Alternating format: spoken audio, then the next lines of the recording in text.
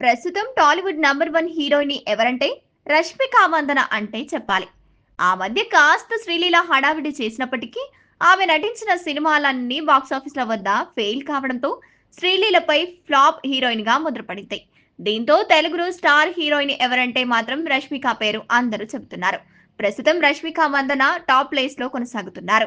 ఇక రష్మిక నటిస్తున్న cinema list లో కూడా చాలా పెద్దగానే ఉంది. పైసా, ది గర్ల్ ఫ్రెండ్, దామా. ఇదలా ఉంటే రష్మిక మందన తాజాగా తన సోషల్ మీడియాలో షేర్ చేసిన పోస్టు ఇప్పుడు నెట్టింట వైరల్ గా మారింది.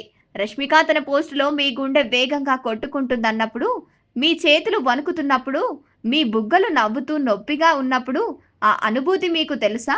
అవును. ఇప్పుడు నేను ఎందుకంటే చాలా చాలా ప్రత్యేకమైనది రాబోతోంది అంటూ తన పోస్టులో రాసుకొచ్చింది. ఈ పోస్టుపై నెటిజన్లు తమదైన శైలిలో రియాక్ట్ అవుతున్నారు. ఆమె విజయ్ దేవరకొండతో ఉన్న రిలేషన్‌షిప్ గురించి పరోక్షంగా ప్రస్తావించిందని వారు అభిప్రాయపడుతున్నారు.